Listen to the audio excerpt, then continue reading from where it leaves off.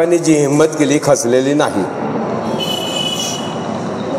हेच बुद्धा अतीताच हेच बुद्धा नागता अचुपन्नाचे बुद्धा अहम वंदामि सबदा.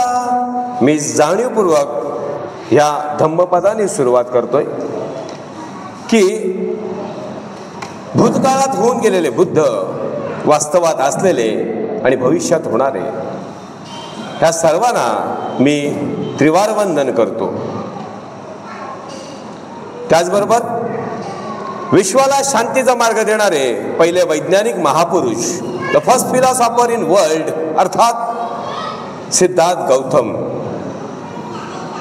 आयुष्याची तत्वप्रणाली एक्सेप्ट करून सिद्धार्थ गौतमापासून तथागत बोधिसत्व बुद्ध हा प्रवास जगाने एकमात्र बघितला असा अमानवेद बुद्ध धर्मियांचा आदर्श महामानव बोधिसत्व तथागत बुद्धांना त्रिवार वंदन करतो. तुम्हा नव्हे ते 144 कोटी आणि मी भाषण करतानाही एखादा पालघरच्या हॉस्पिटलमध्ये जन्माला आलेल्या नवतरुणालाही ज्याचे मूलभूत अधिकार देणारा, या देशाचा उद्धार करता बाप अर्थात विश्वभूषण डॉक्टर भीमराव रामजी तथा बाबासाहेब आंबेडकर. मी भारतरत्न जाणीवपूर्वक बोललेलो नाही का ते तुम्ही समजायचं. कारण का भारतरत्नांची सध्या खैरात चालू आहे आणि म्हणूनच मी माझा बाप विश्वभूषण आहे म्हणून फक्त विश्वभूषण ठेवतोय, खालच्या डिग्रीला मी येत नाही. विशेष म्हणजे मी थोडा कडू बोलतो. गोड बोलल्यानंतर बरेच कार्यक्रम बंद होतात. म्हणजे पाणी पण किती प्यायचा हा प्रश्न पडतो. जेवायचं तो मोजून मापून, खायचं तो तोलून मोलून. आणि म्हणून मला कबीर आठवतात की बेटा ऐसी बोली बोल की कोई ना बोले झूठ, बेटा ऐसी बोली बोल की कोई ना बोले झूठ और ऐसी जगह बैठ की कोई ना बोले उठ. आणि म्हणूनच बाबासाहेबांनी त्या कबीरांनाही अंगीकारलं होतं. ही वाक्य प्रणाली, ही तत्व प्रणाली प्रत्येक बौद्ध धर्मीयात यावा म्हणून बाबासाहेबांचा त्याग महत्वाचा ठरतो. आणि म्हणून त्या बाबासाहेबांना मी त्रिवार अभिवादन करतोय. धम्माचा कार्य खऱ्या अर्थाने गतिमान करणारी तमाम बौद्धांची मातृसंस्था अर्थात भारतीय बौद्ध महासभा, तिचे दुसरे राष्ट्रीय अध्यक्ष सूर्यपुत्र भैयासाहेब तथा यशवंतराव आंबेडकर, तिसरा महाउपासिका अध्यक्ष महाउपासिका ज्यांचं 46 वर्ष मागील अश्वगतीने धम्मकार्य झालेल्या मीराताई आंबेडकर, आणि तमाम ह्या प्रवाहात काम करणाऱ्या सगळ्या आमच्या ज्येष्ठांना मी जय भीम करतो, अभिवादन करतो. सगळ्यात महत्वाचा हा अट्टास का होतो हा प्रश्न. मी पहिलाच बोललोय, मी गोड कमी बोलतोय. बरं बोलण्यापेक्षा थोडंच बोल पण खरं बोल ह्या तत्वात जगणार आहे. त्यामुळे मला शक्यतो एखाद्या कार्यक्रमात गेलो की परत त्या कार्यक्रमात बोलवत नाही. कारण का तुम्ही मला इंट्रोड्यूस करा, मी इंट्रोड्यूस करायला कोणाला येत नाही. आपण आपल्या कर्तृत्वात नाही. कारण का माझ्या बापाने विदारक परिस्थितीत स्वतःला जगासमोर प्रेझेंट केलं, सिद्ध केलं. त्या बापाचे जर वारसदार आम्ही आहोत तर आम्हाला बॅनरबाजीची, आम्हाला पदांची अपेक्षा नसली पाहिजे. आम्ही कर्तृत्वात स्वतःला सिद्ध केलं पाहिजे हे अपेक्षित मी आहे. आणि म्हणूनच त्या सगळ्या महामानवांना मी पुन्हा एकदा विनम्र अभिवादन करतो. आज धम्मचक्र प्रवर्तन दिन अतिशय हर्षोल्लासात अखंड देशामध्ये साजरा होतोय. आणि त्याचं आयोजन पालघर मधली कोणतरी 5 पोरं एकत्र येऊन करतात. म्हणजे आत्ताच्या घडीला जर पालघर लोकसभा मतदारसंघाचा विचार केला तर साधारण पॉप्युलेशन 27 लाख, कदाचित आकडा चुकेल माझे, पण मतदारांची संख्या 16 लाख. आणि त्यातले 5 पोरं कुठेतरी येत आहेत, एकत्र येत आहेत आणि ज्या अनुषंगाने काम करायला सुरुवात करतायत. मला खरोखर या गोष्टीचा सार्थ अभिमान वाटतो त्या 5 जणांसाठी. साहिल, ॲडव्होकेट साहिल, ॲडव्होकेट प्रतीक, ॲडव्होकेट वैभवी घाडगे, हितेश आणि सायली, या 5 जणांसाठी एकदा जोरदार टाळ्या. कारण का हे 5 वेगळे आहेत. मी ह्या 5 जणांची नावाची सुरुवात घेऊन का करतो याच्या मागचं गणित वेगळं आहे की मी थोडासा विषय सोडून आपण लिटरेचरमध्ये बुद्ध की कार्ल मार्क्स असा विषय ऐकतो. बुद्धाची तत्वप्रणाली वेगळी होती, कार्ल मार्क्सची वेगळी होती, पण तोच कार्ल मार्क्स एक फिलॉसॉफर होता, तत्ववेत्ता होता. त्याच्या मृत्यूसमयी त्याच्या खानदाद्याला फक्त 5 माणसं होती. एका विद्वान माणसाच्या अंतिम संस्काराला 5 माणसं होती, 4 खांदेकरी, 5वा त्याचा अजून एक मित्र. आणि तो कार्ल मार्क्स मेल्यानंतर त्याचा अंतिम संस्कार करताना शपथ खाल्ली की ह्या कार्ल मार्क्सनी एवढी चांगली जर जगाला तत्व प्रणाली दिली तरी सुद्धा याच्या प्रेतावर हे हाल. तर हा कार्ल मार्क्स आम्ही जगाच्या कानाकोपऱ्यात पोचू हे ठरवणारेही 5 होते आणि आम्ही असा काहीतरी आमच्या पालघर जिल्ह्यात बदल करू हे ठरवणारेही 5 आहेत. एका जोरदार यांच्या हाती टाळ्या.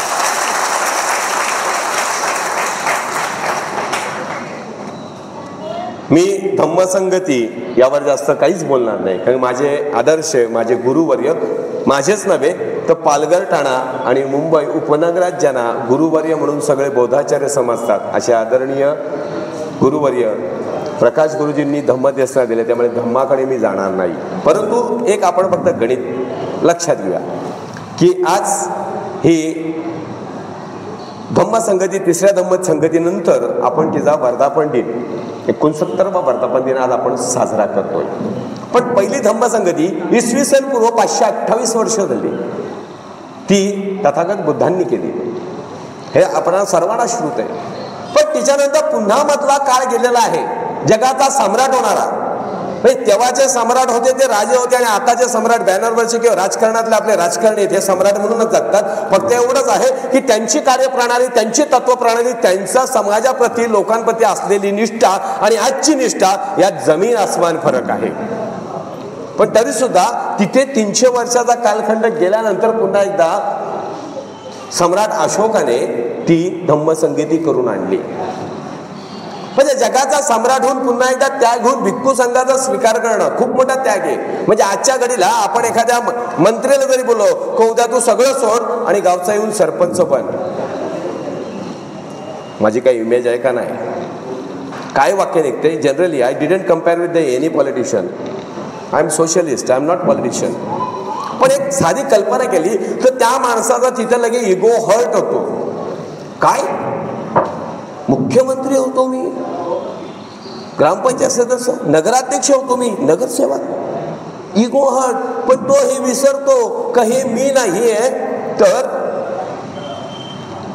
मी नाही आहे तर हे मला लोकांमुळे मिळते. तो जनकेंद्रबिंदू आहे माझा, तो जन जिथपर्यंत केंद्रबिंदू मी मानत नाही माझी प्रगती शून्य असते. कारण का तुम्हाला वरती नेणारे खाली आणणारे ती लोकच असतात. म्हणून लोकांचा विचार करून सामाजिक काम केलं जाते तेव्हा बंधुभाव आणि समता निर्माण होते. ती समता एक्सेप्ट केली पाहिजे. दरम्यान मी माझ्या या अभिभाषणाला थोडंसं विराम देऊन एक औपचारिक जो स्वागत आहे तुम्ही करून घ्यावा. कदाचित तो प्रोटोकॉलच्या बाहेर असेल तरी सुद्धा आदरणीय सांगतोय सत्याचा नेहमी विजय. आणि म्हणून देशाच्या आपल्या राजमुद्रेवर खाली लिहिलेलं आहे सत्यमेव जयते. धन्यवाद. असू द्या, हा कार्यक्रम आपल्यातलाच आहे त्यामुळे इथे प्रोटोकॉल नाही आहे. ती धम्मसंगती दुसरी ही व्हायला जवळपास 300 वर्षाचा कालावधी गेलेला आहे. आणि त्याच्यानंतर ह्या मातीत, ह्या भूमीत जन्माला आलेला बुद्ध लयात जातो. का, कशासाठी? शोध मोहीम.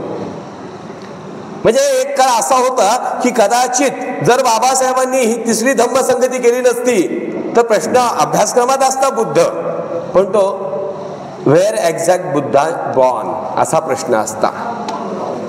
शोध मोहीम करायला लागली असते. बुद्ध खराच भारतात जन्मला का?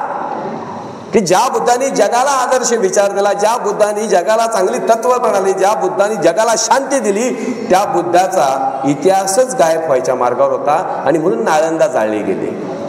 कारण का तुम्हाला तुमचं अस्तित्व उभं करायचंय, तुमचे पाय रोवायचे आहेत, तेव्हा तुम्हाला कोणाला तरी बर्बाद करावं लागते, संपवावं लागते. बुद्धाची तत्वप्रणाली तशीच संपवण्याचा प्रयत्न केला, पण बुद्ध आहे तो कदापि संपू शकत नाही. कारण का बुद्ध अहिंसेचा प्रतीक आहे. बुद्ध क्षमा याचना एक्सेप्ट करतो, बुद्ध मंगल मैत्री एक्सेप्ट करतो. आणि जिथं मंगल मैत्री आहे तिथं लयास कधीच कुठली गोष्ट जाऊ शकत नाही. म्हणून बुद्ध आयुष्यभर जिथपर्यंत सूर्य चंद्र तारे ह्या भूमीवर आहेत तिथपर्यंत बुद्धाचा विचार आणि बुद्ध कदापि नष्ट होऊ शकत नाही. आणि म्हणूनच ही लयास गेलेली पुन्हा एकदा बुद्ध धम्माची जी चळवळ होती ती डॉक्टर बाबासाहेब आंबेडकरांनी 14 ऑक्टोबर 1956 तिसरी धम्मसंगती केली. तिसरी धम्मसंगती करताना 13 ऑक्टोबर 1956 बाबासाहेबांनी BBC एक मुलाखत दिली आणि BBCच्या पत्रकारांनी विचारलंय, why doctor you are except the Buddhism. काय केलंय त्यांनी, doctor why you are except the Buddhism. तेव्हा बाबासाहेबांनी दिलेलं जे उत्तर आहे ते अत्यंत महत्वाचं आहे की मी 1935 घोषणा केली येवला मुक्कामी की मी हिंदू म्हणून जन्माला आलो, जे माझ्या हातात नाही, पण हिंदू म्हणून वागणार नाही जे माझ्या हातात आहे. आणि याच्यावर मी बऱ्याच वर्ष अभ्यास केला. बाबासाहेबांनी ज्यावेळेस मुस्लिम धर्म स्वीकारावा म्हणून त्यांना त्यावेळेस असलेले त्यांचे 5 कोटी रुपये द्यायला तयार होते, तुम्ही घ्या आणि आमच्याकडे या. बाबासाहेबांनी नाही स्वीकारला. बाबासाहेबांकडे कॅथलिक पण आकृष्ट होते, बाबासाहेबांनी नाही स्वीकारलं. बाबासाहेबांनी शीख धर्माचाही अभ्यास केला. इवन भैयासाहेब आंबेडकर हेही बाबासाहेबांनी त्या पिरियडला 6 लोक पंजाबमध्ये खास शीख धर्माचा अभ्यास करण्यासाठी पाठवले. याचा अभ्यास करा. कारण की बाबासाहेबांनी कुठलाच निर्णय हा घेतला आणि हा सिद्ध केला अजिबात नाही. त्याच्यावर परिपूर्ण अभ्यास केला. याचा लॉस काय, याचा प्रॉफिट काय, मी आज घेऊन जाईन निर्णय, पण भविष्यात माझ्या समाजाला याचे फायदा काय होऊ शकतो याचा पूर्ण विचार केला. शीख धर्माची तत्वप्रणाली बाबासाहेबांना आवडायची, पण शीख धर्मामध्ये कुर्बान असते आणि आमची जात जुनी लढवय्यांची जात आहे. म्हणजे आज पण बऱ्याच कॉन्ट्रोवर्सी होतात, महाराष्ट्र नक्की कोणाचा, महाराष्ट्र. साहेब थोडं तुम्ही पण केल्यावर विचार केला तरी चालेल याच्यावर. महाराष्ट्र भारतातल्या 36 राज्यांमध्ये एकच असं राज्य आहे ज्याला राष्ट्र म्हटलं जाते आणि ते महारांचं असावं कदाचित, म्हणून महाराष्ट्र. आता ही माझी बालबुद्धी असा विचार करते, कदाचित अशा डेफिनेशन होतात, पण व्हायला हरकत नाही. कारण का एका बाजूला महाराष्ट्र, महार, महाअरी अशा अनुषंगांच्या डेफिनेशन्स कालारोबा बदलल्या. कारण का लढवय्यांची जात होती, महाबली जात होती. आणि मला सांगताना अभिमानच वाटतोय की कालच महार रेजिमेंटचा वर्धापन दिन होता जी बाबासाहेबांनी स्थापन केली होती. म्हणजे 1 जानेवारी 1818 आज आपल्याकडे म्हणी करण्यात अत्यंत माहीर आहोत. अब तक 56 म्हणजे पिक्चर पण आला, पण ते 56 का, तर त्याच्या मागचं गणित पण वेगळा होता की 500 महारांनी 28,000 तत्कालीन पेशवे कापले आणि विजय संपादन केला. तो रक्तपात अपेक्षित नाहीये, बुद्धाला रक्तपात अपेक्षित नाही, बुद्धाला शांती अपेक्षित आहे. पण जेव्हा तुम्हाला माणूस म्हणून जगण्याचा अधिकार दिला जात नाही तेव्हा माणूस बंड करून उठतो आणि तेव्हा ज्या असलेल्या चालीरीतीवर बंड करून उठला आणि मग तो भीमा कोरेगाव घडला आणि अशा पद्धतीने मिळतात. आणि तिथेही बाबासाहेबांनी जाऊन खास व्हिजिट केली. कारण का ती त्या महावीरांना, त्या महान लढवय्यांना ती आदरांजली होती की आम्ही तुमचे वारसदार आहोत. आजही तुम्ही बघाल तर सहज ॲग्रेसिव्ह म्हणजे बाबासाहेबांनी दिलेल्या ज्या काही सोयी सुविधा आहेत त्याच्यावर बरंच काय. कारण का ह्या विषयात बोलायला गेला तर साधारण 2-2.5-3 तास तर सहज बोलता येईल. पण माझ्या आदरणीय मोठे बंधू प्राध्यापक आनंद जाधव यांनी अगोदरच मला तिकडनं घड्याळ दाखवलाय. घड्याळ दाखवण्यात ते अत्यंत माहीर आहेत की थोडा सर 30 मिनिटाच्या वरती आपण जायचं नाही. त्यामुळे ह्या सगळ्या गोष्टींचा विचार करता सगळ्या गोष्टींना हात घालणं कठीण जाते. पण ती बाबासाहेबांनी BBCला दिलेली मुलाखत म्हटलं, त्यात त्यांनी सांगितलं की मी सगळ्या धर्मांचा अभ्यास केला, परंतु मला कुठेच जी बुद्धाच्या अभ्यासात तत्व मिळाली ती भेटत नाहीयेत. बुद्धात प्रज्ञा मिळते, बुद्धात करुणा मिळते, बुद्ध धर्मात समता मिळते, जी मला बाकी कुठल्याच धर्मात मिळत नाही. आणि म्हणून बाबासाहेबांनी 14 ऑक्टोबर 1956 रोजी बुद्ध धम्म स्वीकारला. धर्म नाही, धम्म. आता इथं पण आमचा बराच वादंग होतो, धम्म का धर्म. For your kind information, Pali भाषेमध्ये पाली ग्रामरमध्ये शब्द खूप कमी आहेत, त्यात रफार नाही आहे, म्हणून धर्म होत नाही, तो धम्म शब्द आहे. हे लक्षात ठेवा. धर्म आणि धम्मतली की आमच्या पाली भाषेच्या ग्रामरमध्ये रफार नाही आहे, त्यामुळे तो म ला म येतो, वरती रफार येत नाही, आणि म्हणून आम्ही त्याचा उल्लेख धम्म करतो. शब्द कमी आहेत, त्यामुळे पाली भाषा बोलायला आपल्याला कठीण जाते, पण तू कठीण नाहीये. आणि मग ती बाबासाहेबांनी त्या अनुषंगाने स्वीकारली. आता बरेच वेळेस कॉन्ट्रोवर्सी होते की 14 ऑक्टोबर 1956 बाबासाहेबांनी धम्मदीक्षा घेतली, मग आपण दसऱ्याच्या दिवशी का साजरा करायचा? बऱ्याच वेळाना प्रश्न पडतो, का साजरा करायचा? तर सगळ्यात महत्वाचं की जेव्हा खऱ्या अर्थाने सम्राट अशोकाने तो जी 10 दिवसाची त्यागाची भूमिका स्वीकारली, 11व्या दिवशी जो दिवस त्यांनी निवडला, 10वा दिवस, ज्या दिवशी त्यांनी खऱ्या अर्थाने स्वतःच्या आयुष्यातला बदल करून घेतला की यापुढे मी कुठलाही रक्तपात होऊ देणार नाही, मी बुद्धाच्या शांतीच्या मार्गाने चालेन. आणि तो दिवस सम्राट अशोकाचा अशोका विजयादशमी. विजयादशमी का? तर त्यांनी ह्या ज्या तत्वप्रणालीला बाजूला सोडलं, तो त्याग केला आणि स्वतःची त्यांनी 10 तत्व प्रणाली निर्माण केली, ज्याला दशहरा म्हणतात. पालीत दशहरा म्हणतात. अपभ्रंशातनं बरंच काही होते. त्या दशहरा म्हणजे सम्राट अशोकाने त्याच्या राज्यामध्ये लावलेली 10 नियमांची तरतूद होती, आणि त्याचा विजयी दिवस म्हणजे तो परिवर्तन दिवस म्हणजे दशहरा, आणि तोच अर्थात आपण भविष्यात त्याला अशोका विजयादशमी म्हणून साजरा केला जातो. आणि म्हणूनच बाबासाहेबांनी योगायोगाने त्या दिवशी रविवार होता, योगायोगाने ती तारीख 14 ऑक्टोबर होती, म्हणून 14 ऑक्टोबर 1956 रोजी बाबासाहेबांनी धम्म स्वीकारला. पण तो असा, याचा अर्थ असा होत नाही की आपण प्रत्येक कार्यक्रम हा 14 ऑक्टोबरलाच करावा. 14 ऑक्टोबरला आवर्जून करावा. की ह्या तारखेला आमच्या बापाने ऐतिहासिक निर्णय घेतला होता. जगातल्या फ्रेंच राज्यक्रांती, रशियन राज्यक्रांती, अमेरिकन राज्यक्रांती सगळ्या क्रांत्या अभ्यासल्या जातात, पण बाबासाहेबांची रक्ताचा थेंब ही न सांडता केलेली क्रांती जगाला विश्वासात घ्यावी लागली, विचारात घ्यावी लागली, आणि म्हणून तो दिवस आम्ही पाळावा. परंतु जो ऍक्च्युअल मुवमेंट आहे की धम्मचक्र प्रवर्तन दिन हा सम्राट अशोकाने ज्या दिवशी मानतो तिथीप्रमाणेच येतोय, कारण का तेव्हा कालगणना नव्हती, अंदाजाप्रमाणे होते. आम्ही आमच्या सोयीप्रमाणे बदलले. 350 वर्ष अगोदर जर या महाराष्ट्राच्या भूमीत शक निर्माण होतं, आता इसी मध्ये चालतो आपण, तर हा चेंजेस येत राहतो. पण आपण त्या तत्वप्रणालीला एक्सेप्ट करून चाललं पाहिजे. आणि त्या दृष्टिकोनातून जेव्हा जेव्हा अशोका विजयादशमी ज्या दिवशी येईल त्या दिवशी आपण धम्मचक्र प्रवर्तन दिन साजरं केलं पाहिजे, असं माझं वैयक्तिक मत आहे. कदाचित माझ्या मताशी आपणही सहमत आहात, आणि ह्या मुलांनी घेतलेला निर्णय तो 100% 1001% योग्य आहे. तुम्ही जेव्हा जेव्हा पुढचा कार्यक्रम कराल, किती कॉन्ट्रोवर्सी होऊन दे, तुम्ही धम्मचक्र प्रवर्तन दिन त्याच दिवशी साजरा करावा. मी तुमच्यासोबत कायमचा आहे.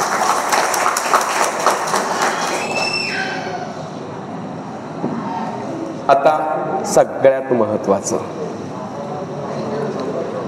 की बाबासाहेब 18 तास अभ्यास करायचे. साधा विचार केला आपण की आजचा कार्यक्रम आपला सकाळी 10चा होता, तो 1 तास 46 मिनिटं आपण उशिरा चालू केला. जर आजच्या घडीला बाबासाहेब जर इथे उभे असते, जस्ट इमॅजिन, तर बाबासाहेबांच्या हातात काठी असायची, त्या काठीने प्रत्येकाला ठोकला असता की तुम्ही सगळेच नालायक आहात, सगळे नालायक आहात, 2.5 तास वाया घालवले. बाबासाहेब 1 मिनिट वाया घालवत नव्हते. कोणीही जंटलमॅन येऊ, बाबासाहेब त्यांच्या अभ्यासाचा वेळ, त्यांच्या वाचनाचा वेळ याच्यात कॉम्प्रोमाइज नव्हती. आणि त्या बाबासाहेबांचे वारसदार आम्ही आमच्या धम्म कार्याला, आमच्या संस्कार कार्याला आमच्या सोयीने येत असू, तर ही योग्य आहे का? तुम्हाला विचारा, तुम्हाला प्रश्न करा. कदाचित काही खाली ज्येष्ठ मंडळी बसले, त्यांना कान धरण्याचे अधिकार आहेत माझे, ते विचार करतील, किरण काय पोपटासारखा बोलतोस, पण इट्स अ फॅक्ट. हा दिलेला मला तुम्हाला सगळ्यांना आपल्या बापाने अधिकार आहे. म्हणजे कायद्याच्या भाषेत म्हणाल झाल्यानंतर पोलिसांबरोबर आपली बऱ्याच वेळा बहस होते. पोलिसांशी आपण भिडतो कधी कधी, पण त्या भिडण्यामध्ये कायद्याची तत्वप्रणाली असली पाहिजे. अदरवाईज डायरेक्ट लागतो 363.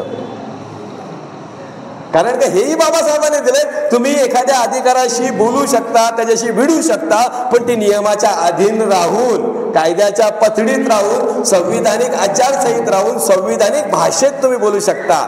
आज हे आपणही बघतोय. बऱ्याच वेळेस साहेब तुमच्याशी कधी कधी बिडिंग होत असेल एखाद्या नागरिकाची, संविधानिक असल्या, अगदी वैचारिक असली, कायद्याच्या पतडीत असली तर ती आनंददायी वाटते, चला समोरचा माणूस चांगला आहे. पण ती जर चुकीची वाटली तर त्याच बाबासाहेबांनी लिहिलेल्या कायद्यात तिथं सजाही होते, जिथे ॲप्रिशिएशन पण असते. हा चेंज आहे. असे माणसांचे आपण जर वारसदार आहोत तर आपण ह्या अनुषंगाने विचार केला पाहिजे की बाबासाहेबांनी बुद्ध धम्म का स्वीकारला, बाबासाहेबांनी आम्हाला दिलेला हा चेंज का दिला. आज SC म्हणून जगत असताना, SC कॅटेगरी म्हणून जगत असताना 54 पैकी 53 वेगळे आहेत आणि आपण एक आहोत. आपल्यावर नेहमी शिक्का लागतोय की आरक्षणाचा बेस फक्त यांच्याकडे गेला, यांना मिळाला. आणि म्हणून मी म्हणेन, कागज का तो पंख लेके उड़ा चला जाए रे, कागज का दो पंख लेके उड़ा चला जाए रे, जहाँ नहीं जाना था ये वही चलाए रे, जीवन का ये दाना पाना समझ न पाए रे, जुबां पे जो मोह माया नमक लगाए रे, तू देखे न जाने न भाले न माने रे, दिसहारा केमन बोका मोटा रे, दिसहारा केमन बोका मोटा रे. मला हेच सांगायचं आहे की SC मध्ये 54 येतात, 53 बाजूला एक प्रगतीत का. त्यावेळेसही बाबासाहेबांनी विचारणा केली होती, मार मागत मातंग जोर सांबार प्रत्येकाला की या माझ्यासोबत आयुष्य बदलून टाकू आपण. नाही आले. आज त्याचे परिणाम दिसत आहेत. आणि म्हणून मी या आमच्या बांधवाचं स्वागत करतो, अभिनंदन करतोय की बाबासाहेबांचा विचार 69 हा प्रवर्तन दिनी तू किमान स्वीकारतोय. तुझा इथे राहिलेल्यांनी विचार करून किमान त्या पावलावर यावं. आणि म्हणून बाबासाहेबांचा हा जो विचार आहे, बुद्धाचा जो विचार आहे, तो प्रगतीकडे नेणार आणि त्या प्रगतीच्या दृष्टिकोनातून आम्ही विचार करावा का आम्ही आम्हाला स्वतःला बदललं पाहिजे. बाबासाहेबांनी जो मंत्र दिला, शिका, संघटित व्हा आणि संघर्ष करा. आम्ही शिकलो, आम्ही संघटित झालो, पण आमचा संघर्ष परंपरेच्या विरोधात नाहीये. आमचा संघर्ष आमच्याशीच आहे. आमचा संघर्ष आमच्याशीच आहे. मला सांगताना आनंद वाटतोय आणि थोडी खेदही वाटते. आनंद याच्यासाठी वाटतोय की आपल्याकडे, आपल्या भागात बऱ्याच आपल्या संस्था काम करतात, मंडळं काम करतात, राजकीय पक्ष काम करतात. सामाजिक बांधिलकी आणि सामाजिक संघटन बांधण्याच्या दृष्टिकोनातून आपण किती काम करतो हा महत्वाचा प्रश्न. आजचा तर माझा प्रश्न आहे, ह्या सभागृहामध्ये बसलेले जेवढे तरुण आहेत, हे 5 जण आहेत. ह्या 5 जणांच्या जोडीला पुढच्या वर्षी तुम्ही 25 जण उभे असले पाहिजेत. कारण का ते एका बाबासाहेबांच्या विचाराने भारावून काम करतात. तुम्ही मागे का? पालघरला इतिहास आहे. या पालघरला, बाबांच्या पालघर जिल्ह्याला इतिहास आहे. या पावन भूमीत पालघर तालुक्यात वेडीला बाबासाहेबांच्या पदस्पर्शाने पावन झालेलं पालघर आहे. आणि तिथं जर आपली विचारांची दुफळी असेल तर ही शोकांतिका आहे. याचा विचार करावाच. कारण की आपला एक मात्र 6743 जाती या देशात आहेत. 11 धर्म आहेत, 18 भाषा आहेत. पण त्याच्यामध्ये आपण एक मात्र असे आहोत की उत्तर प्रदेशमध्ये जा, काश्मीरमध्ये जा, कन्याकुमारीत जा, फक्त तुम्ही जय भीम घाला, तुम्हाला मदतीचा ओघ असतो. आणि याचं उदाहरण सांगेन की मी आत्ता जस्ट काश्मीरवरनं येताना रिटर्न श्रीनगरच्या एअरपोर्टला होतो. सगळ्यांना चेक केलं गेलं. पाठीमागं मी जो मलाही चेक केलं गेलं, सोडलं नाही. म्हणजे मी पोलीस यंत्रणेच्या बाबतीत किंवा सिक्युरिटी यंत्रणेच्या बाबतीत चुकीचं मत येऊ नये, परंतु समोरच्याने फक्त चेक करायचा म्हणून चेक केलं. हा जो आता माझ्या इथे बॅच लागलाय बाबासाहेबांचा, ही माझा आयडेंटिफिकेशन मार्क तिथेही माझ्या होताच अख्ख्या पिकनिकमध्ये. आणि समोरचा तो जोडी कोणी सिक्युरिटी होता, तो राजस्थान मधला होता. पहिल्या त्यांनी मला जय भीम ठोकला आणि मग बोलतो सर कहाँ से आए हो. मला पहिला जय भीम ठोकला आणि मग विचारलं कहाँ से आए हो. बोलो भारत मेरा देश है, साभी भाई बहते मेरे बहने है. आणि हेच बाबासाहेबांनी संवैधानिक विचार दिलाय की मी प्रथम भारतीय आणि अंतिमता भारतीय. आणि ही भूमिका किमान आपण बाबासाहेबांच्या वारसदारांनी जिथे जाऊ तिथे परखडपणे मांडली पाहिजे, हा विचार मांडला पाहिजे. मला अभिमान वाटतोय की आता 11वीला माझ्या हाताखाली आलेली वैभवी घाडगे, तिच्या वडिलांनी माझ्या हातात दिली ऍडमिशनच्या दिवशी, सर पोरगी सोडले, काय करायची ती करा. मला बरं वाटते, माझ्यासारखीच फाटकी ती पण बनली. हा प्रतीक ढाले, आमच्या ढाले गुरुजींचा नातू, आल्यानंतर भेटला. मी मुद्दामून सांगतोय हा प्रतीकचा गुणगान गात नाही, पण त्याच्यात विचारांची परकड सांगतोय की त्यांनी मराठी आमच्याकडे मासिक प्रसिद्ध होते. मागे आमच्या गोडबोले मॅडम बसल्यात, डॉक्टर साखरे सर बसलेत, डॉक्टर गोडबोले बसलेत. आमच्याकडे मासिक प्रसिद्ध होते आणि त्यात विद्यार्थ्यांचे लेख लिहिले जातात. जाधव सर आहेत, आम्ही दोघंही विटनेस आहेत त्यातले. जो सावित्रीबाईंवर लेख लिहिला होता आणि एका आमच्या सहशिक्षिकेने त्याला सांगितलं की प्रतीक हे वाक्य काढून टाक. प्रतीक आमच्याकडे आला, माझ्याकडे आणि जाधव सरांकडे. सर असं असं म्हटलं जाते, काय करू? म्हटलं पंजाबमध्ये जाडतोड मंडळाची एक सभा झाली होती, तिथं बाबासाहेबांना भाषणाला बोलवलं होतं आणि बाबासाहेबांचं भाषण लेखी मागितलं होतं. पूर्वी ती पद्धत होती का ते प्रिंट करून नंतर वाटलं जायचं. तेव्हा बाबासाहेबांना पंजाबवाल्यांनी पत्र पाठवून सांगितलं की बाबासाहेब तुमच्या भाषणातला जरा हा एवढा मुद्दा कमी करा ना. तेव्हा बाबासाहेबांनी दिलेलं उत्तर होतं की माझ्या भाषणातला मुद्दा काय, माझ्या भाषणातली ओळ काय, माझ्या भाषणातला अल्पविराम स्वल्पविराम प्रश्नचिन्हही बदलला नाही, तू बदलशील का? तो तर अजिबात नाही. तो लेख प्रसिद्ध नाही झाला, पण त्याच्या त्या भूमिकेचं स्वागत करतोय. बाबासाहेबांच्या विचाराने पडखड मताची पोरं तयार होतात ही जाण आहे. आणि असे सगळे हे विद्यार्थी ह्या अनुषंगाने मार्गक्रमण करताना एक बाबासाहेबांच्या विचारांचा, धम्माच्या चळवळीचा, धम्माच्या बुद्धाच्या विचारांचा व्यक्तिमत्व निर्माण व्हावेत. आणि याच्यासाठी आम्ही आमच्या घरामध्ये आम्ही सुरुवात केली पाहिजे. आम्ही वर्षावास धरतो, पाळत नाही. कोणतरी काय करते म्हणून आम्ही करावं, फॅड नका, तात्विक एक्सेप्ट करा. तात्विक एक्सेप्ट करा. तात्विक चेंज महत्वाचा आहे. का जिथपर्यंत तात्विक चेंज तुमच्यात येत नाही तुम्ही काही होत नाही. कारण का दिसणारा किती सुंदर असला तर मन सुंदर असावं लागते. शब्द एखाद्याचे घेता येतात, शब्दाचा भाव घेता येतो, पण त्या भावातनं अंगीकारलेलं त्याचं जीवनमान घेता येत नाही. तो जीवनमान आपण आपला सुधरवा हे अपेक्षित होतं बाबासाहेबांना. त्या दृष्टिकोनातनं आपण विचार करायला पाहिजे. बोलायला गेलं तर बरंच काही आहे, परंतु माझी विनंती असेल की पालघर तसं चळवळीचं एक चांगलं केंद्र आहे. बरीच मंडळी, काही आता बालमित्र आहेत, काही मोठ्या भावांसारखे आहेत, सगळे बसलेत. मंडळं बरीच काम करतात. माझं तर प्रांजळ मत आहे की 50 मंडळं तयार व्हावी. 50 मंडळाला 50 लोक आले, 2,500 आपले जागेवर उभे राहतात कार्यकर्ते. त्यामुळे जे उभं राहील त्याला सपोर्ट करा. माझी विनंती असेल की कुठल्याही गोष्टीला कॉन्ट्रोवर्सी करू नका किंवा पाय ओढू नका. आपली खासियत झालेली आहे, मराठी माणसाची खासियत झालेली का पुढचा चालला मागणं तंगडी ओढा, ज्याला खेकड्याची जात म्हटली जाते. आपण खेकड्याच्या जातीचे नाही आहोत, आपण बाबासाहेबांच्या रक्ताचे आहोत, आपण त्या गणपत महाराजचे वारसदार आहोत. ह्या अनुषंगाने विचार करा. लढवय्यी जमात आपली आहे, त्या दृष्टिकोनातून आपण आपली नवीन पिढी त्या दृष्टिकोनात आपण इन्व्हॉल्व केली पाहिजे. जशी ही 5 पोरं आज तयार होतात, अशीच पुढची 50 पोरं तयार होतील. आणि सगळ्यात महत्त्वाचा मला आनंद वाटतोय की पालघर जिल्ह्यामध्ये सगळ्यात जास्त आपल्या समाजाचं पॉप्युलेशन हे वसई विरारच्या लगोलग पालघर तालुक्यात आहे. पण आज माझ्या तुंगारेश्वरवरनं उत्तर प्रदेशचे माझे धम्म बांधव एक बॅनर बघून जर तिथनं 15 जण येत आहेत, तर पालघरमधल्या स्थानिक जे आता सध्या घरी कदाचित लाईव्ह प्रोग्राम असेल तर बघत असतील, त्यांनी विचार करावा की आपल्या शहरातले, आपल्या गावातले कार्यक्रम यशस्वी आपण करावे. तात्विक वादंग हे तुमच्या बुद्धिमत्तेचं लक्षण आहे. तात्विक वादंग हे तुमच्या बुद्धिमत्तेचं लक्षण आहे. कदाचित थोड्या वेळाने किरण भाऊचा माझा भयस तात्विक असू शकतो, सिद्धूचा माझाही तात्विक भयस असू शकतो. इव्हन छबिल भाऊनी इन्व्हाइट केला, थोड्या वेळा छबिल भाऊशी माझा वैर असू शकतो. तात्विक वैचारिक मतभेद हे तुमच्या प्रगल्भतेचं आणि विवेकी विचारांचं लक्षण आहे आणि ते असायलाच पाहिजे. ते ठेवलं तर समाज प्रगल्भ होत राहतो, परंतु आम्ही त्या अनुषंगाने अजिबात विचार केला नाही पाहिजे. त्यामुळे मला ती खंत वाटते की मला आणि प्रकाश गुरुजीला येतानाच वाटलं होतं की आपण लेट तर झालो नाही ना, हॉल भरलेला असेल, परंतु असून दे. ही भारतीय माणसाची मानसिकता बनलेली. किमान आपण पुढच्या कार्यक्रमाच्या वेळेस ह्या अनुषंगाने विचार करू. मी एवढंच म्हणेन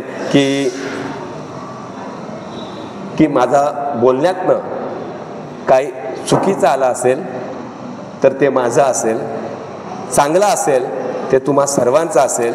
आणि मी चुकलोय असं वाटत असेल तर त्याच्याकरता मी कधीच कोणाची माफी मागत नाही. कारण का मी माझ्या मतावर, माझ्या विचारांवर ठाम आहे. कारण का मी बाबासाहेबांचा लेख आहे, बाबासाहेबांच्या विचारांचा पाईक आहे. त्यामुळे मी माफी शक्यतो मागत नाही. पण चुकला असेल तर बुद्धाचा विचार सांगतो, दुसऱ्या क्षणाला माफी मागायची हिंमत ठेवतोय. पण चुकलो नसेल तर कधीच कोणाची माफी मागत नाही. त्यामुळे माझं एखादा वाक्य कॉन्ट्रोवर्सी वाटलं असेल तर त्याला उलटा सुलटा 4 अँगलनी विचार करा आणि मगच माझ्याशी भाष्य करा. कारण चर्चा करताना मी वय बघत नाही, मी तात्विक विचार बघतो. चर्चा करताना मी वय बघत नाही, मी तात्विक विचार करतो. ज्येष्ठाला नक्कीच प्राधान्य दिले जाते की अशी काही ज्येष्ठ मंडळी आहे जी आपलं सगळं काही विसरून बसतात. खरात गुरुजी आहेत, दांडे गुरुजी आहेत. ह्या सगळ्यांना विचार करून आपण यावं, आपण असंच इन्व्हॉल्वमेंट द्यावं. आणि ह्या दृष्टिकोनातनं म्हणजे किती जण आले ना, त्यापेक्षा तुम्ही जे आहात ते महत्त्वाचे आहेत. आणि सगळ्यात महत्त्वाची गोष्ट का आजचा दिवस अत्यंत महत्त्वाचा आहे. त्यामुळे बऱ्याच ठिकाणी कार्यक्रम असतील, त्या कार्यक्रमात तुम्हालाही बरेच जण बिझी असतील, त्यामुळे आले नसतील असं मी गृहीत धरतोय. आणि जाता जाता एवढंच म्हणेन की म्या गावात एक डाव एक महात्मा आला. म्या गावात एक डाव एक महात्मा आला. म्या म्हणला तूच माझ्या नाटकाचा हिरो, म्या तुझी लाईफ बनवीन. बनसोडे सर, म्या गावात एक डाव एक महात्मा आला. म्या म्हणला तूच माझ्या नाटकाचा हिरो, म्या तुझी लाईफ बनवीन. म्या म्हणलं महात्माजी, म्या म्हणलं महात्माजी इतिहासाचं पुस्तक मॅच लिहिताव, इतिहासाचं पुस्तक मॅच लिहिताव आणि पुस्तकाबाहेर मी मॅच राहताव. काल घडले ते सगळे बॅनरवरचे साक्षात्कार होते आणि आज घडते ते मुलांना तुमच्या एकनिष्ठते प्रयत्नाचं वास्तव आहे, वास्तव आहे, वास्तव आहे. तुमच्या ह्या कार्याला मी हॅट्सऑफ करतो, निळा सलाम करतो. आपण सगळ्यांनी मला शांतपणे ऐकलं म्हणून तुम्हाला सविनय जयभीम करतोय. आयोजकांनी मला तुम्हाला सहन करण्याची पाऊण तास हिंमत केली, त्याबद्दल आयोजकांना, सविनय अध्यक्षांना मी धन्यवाद देतोय. आणि मी माझा ह्या वाणीला इथे पूर्णविराम देतोय. साधारण 29 मिनिटं आणि 59 सेकंद झालेले आहेत. 1 सेकंद अगोदर मी थांबतोय. जय भीम, नमो बुद्धाय, जय संविधान.